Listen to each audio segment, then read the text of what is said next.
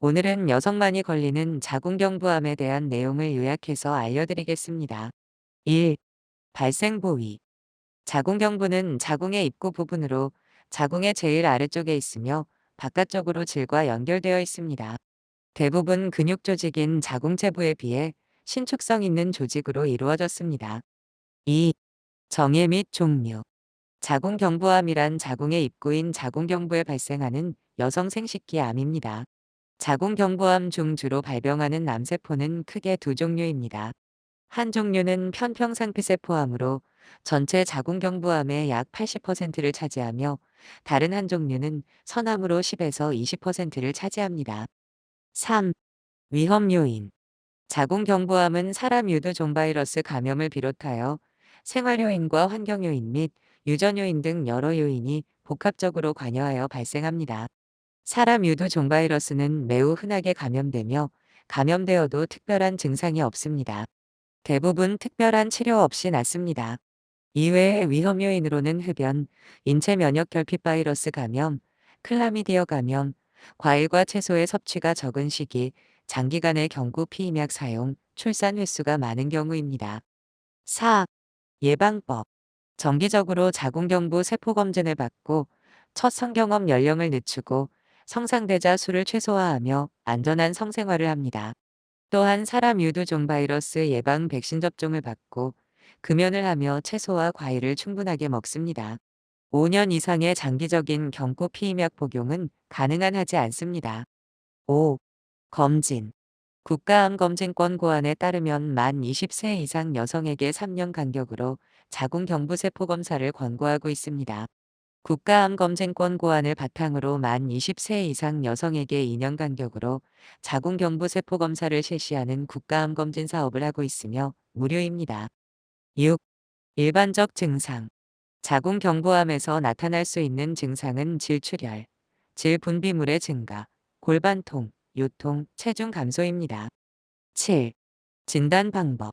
진단 방법에는 의사의 진찰, 자궁경부세포 검사, 질확대경 검사, 조직검사, 원추절제술, 방광경 및 S결장경 검사, 경정맥 신우조 영술, 전산화단층 촬영 검사, CT, 자기공명 영상, MRI, 양전자방출 단층 촬영, 펫이 있습니다. 감별 진단으로는 자궁경부염, 질암, 자궁내막암, 자궁체부암, 골반 염증성 질환 등이 있습니다. 8. 치료 방법. 자궁경부암의 치료 방법은 크게 수술, 방사선 치료, 항암화학 치료가 있습니다. 이들 치료법은 암의 진행 정도에 따라 선택하는데 암의 크기, 연령, 전신 상태, 향후 출산 희망 여부 등을 고려해서 결정합니다. 9. 치료의 부작용.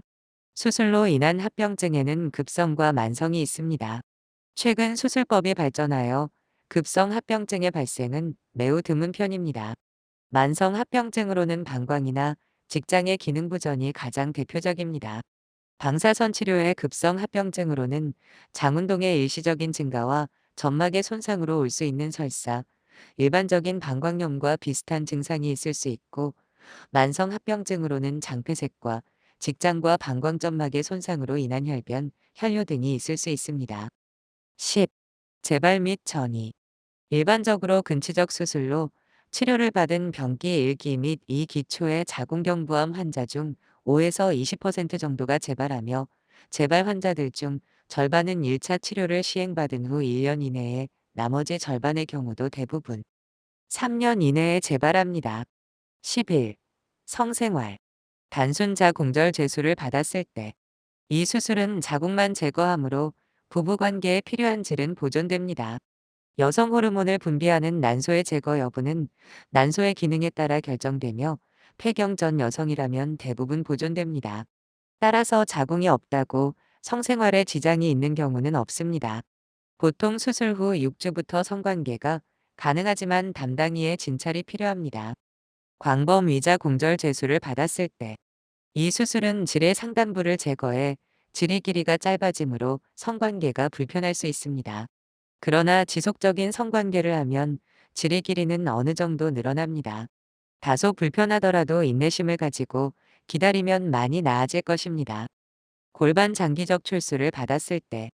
이 수술은 질의 전체를 제거하므로 질제 건술로 인공질을 만들지 않으면 일반적 삽입 성관계는 불가능합니다. 방사선 치료를 받았을 때 자궁경부암의 방사선 치료 중에는 점막에 염증 반응이 있거나 종양이 아직 있는 상태인 경우가 많으므로 출혈이 생길 수 있습니다. 따라서 방사선 치료 중과 방사선 치료 후 약 2주에서 1개월까지는 성관계를 자제해야 합니다. 치료 후 성관계를 시작할 때 질협착과 건조함으로 인해 통증을 느낄 수도 있습니다. 방사선 치료 종료 후 국소 호르몬 연고를 장기간 사용하면 질점막의 위축과 유착을 막고 질점막의 산도를 적당히 유지하여 2차 감염을 막는 데 도움이 됩니다. 그러므로 방사선 치료 종료 후 국소 호르몬 연고의 사용 여부와 사용 방법에 대해 담당의와 상의하시기 바랍니다.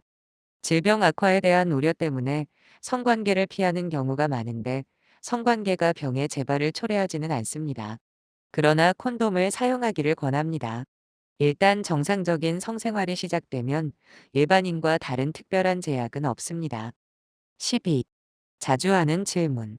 자궁암에 걸렸는데 임신할 수 있을까요?